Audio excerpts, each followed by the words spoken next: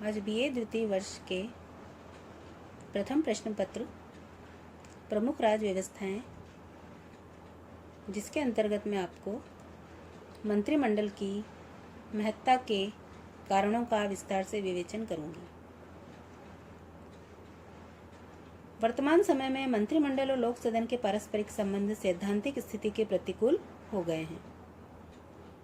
वास्तव में आज स्थिति यह है कि लोक सदन मंत्रिमंडल को नियंत्रित नहीं करता है, वरन स्वयं ही मंत्रिमंडल के द्वारा नियंत्रित होता है। मंत्रिमंडल लोक सदन या किसी अन्य संस्था की तुलना में बहुत अधिक शक्तिशाली भी हो गया है।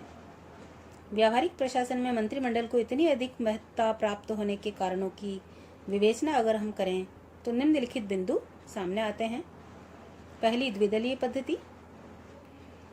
ब्रिटिश राजनीति की प्रमुख विशेषता है द्विदलीय पद्धति, और वर्तमान समय में भी ब्रिटिश राजनीति में प्रमुखतया दो ही राजनीतिक दल हैं, अनुदार दल और मजदूर दल। दूसरा है कठोर दलीय अनुशासन। मंत्रिमंडल को शक्तिशाली बनाने में सर्वाधिक महत्वपूर्ण योगदान राजनीतिक दलों का निरंतर बढ़ता हुआ कठोर दलीय अनुशासन है। तीसरा है सुधार कानूनों का परिणाम। 1832, 1867 और 1884 के सुधार कानूनों से स्थिति एकदम बदल गई और मतदाताओं की संख्या बढ़ जाने के कारण व्यक्तियों के लिए व्यक्तिगत आधार या चुनाव में विजय प्राप्त करना संभव नहीं रहा। जब व्यक्ति राजनीतिक दलों की सहायता से चुनकर आने लगे तो उनके लिए राजनीतिक दलों के अनुशासन को स्वीकार करना स्वाभाविक हो गया। चौथा प्रमुख बिंदु है लोक सदन पर अत्यधिक कार्यभार। शासन तंत्र द्वारा मंत्रिमंडल पर नियंत्रण नहीं रखे जा सकने का एक कारण ये भी हम बता सकते हैं कि लोक सदन के पास पहले से ही इतना अधिक भार होता है कि लोक सदन मंत्रिमंडल के कार्यों पर विचार करने में असमर्थ होता है। पांचवा प्रमुख बिंदु है शासन कार्य की जटिलता। वर्तमान समय में शासन कार्य बहुत ही अधिक जटिल हो गया है और कानून निर्माण तथा शासन क्षेत्र में ऐसी पेचीदा समस्याएं उत्पन्न होने लगी हैं जिन्हें भली भांति समझना संसद सदस्यों के लिए साधारणतया संभव नहीं होता। छठा प्रमुख बिंदु है प्रदत्त व्यवस्थापन।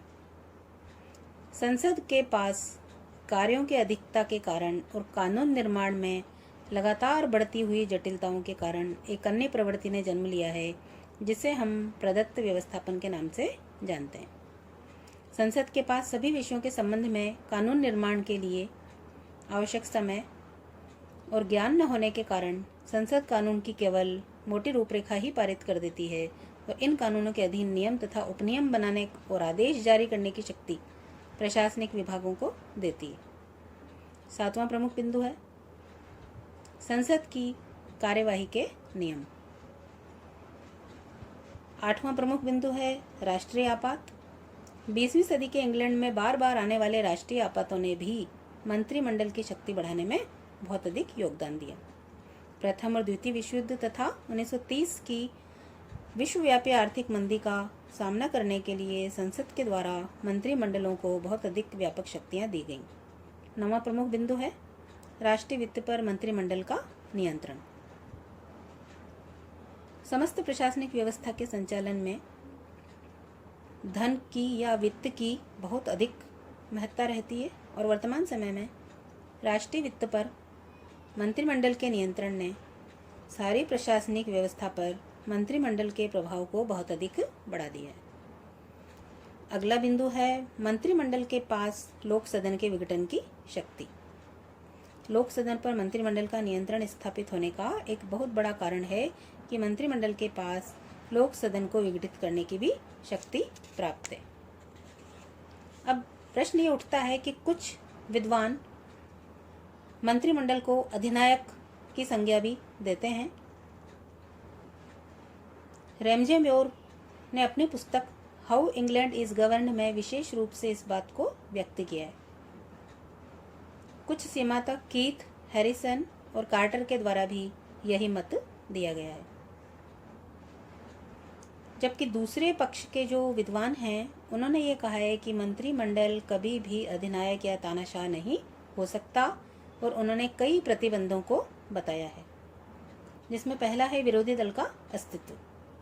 मंत्रिमंडल की शक्ति पर सर्वाधिक प्रभावशाली प्रतिबंध यदि कोई है तो वो विरोधी दल का अस्तित्व होता है। दूसरा है दबाव समूह। राजनीतिक दलों या विपक्षी दलों के अलावा दबाव समूह भी मंत्रिमंडल को नियंत्रित करने में महत्वपूर्ण भूमिका निभाते हैं। तीसरा, जनमत की शक्ति।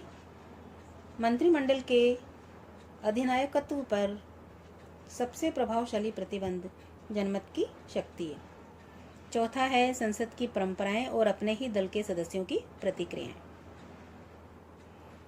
सदन की परंपराएं और मंत्रिमंडल के बाहर अपने ही राजनीतिक दल के सदस्यों की प्रतिक्रियाएं भी मंत्रिमंडल को तानाशाह नहीं बनने देती। अगला प्रमुख बिंदु है ब्रिटेन की राजनीतिक संस्कृति। ब्रिटिश जनता अपने नेताओं में विश्वास करती है और नेता जनमत का आदर करते हैं। लास्की ने अपनी पुस्तक इंग्लैंड में संसदीय शासन में बिल्कुल उचित विचार व्यक्त करते हुए लिखा है कि मंत्रिमंडल शासन व्यवस्था का केंद्र अवश्य है और उसकी प्रमुखता भी है, किंतु उसकी स्थिति अधिनायक जैसी नहीं है।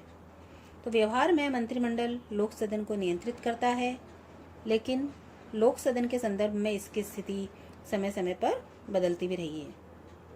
मंत्रिमंडल और संसद के पारस्परिक संबंध मंत्रिमंडल को प्राप्त सफलताओं और असफलताओं पर भी निर्भर करते हैं। तो इस प्रकार हम कह सकते हैं कि ब्रिटिश राज व्यवस्था में मंत्रिमंडल नियंत्रित है और कभी भी अधिनायकवाद की स्थिति में नहीं आता है। मंत्रिमंडल के नियंत्रण की वांछनीयता को भी कई विद्वान स्वीकार करते हैं कि शासन में मंत्रिमंडल की प्रमुखता वांछनीय होनी चाहिए और संसदीय शासन प्रणाली के सफल संचालन के लिए भी इसका होना अति आवश्यक है।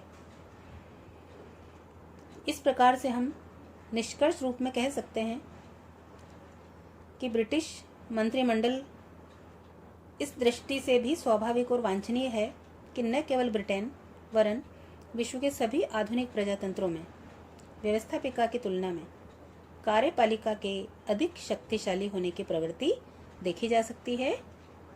आज के लिए धन्यवाद।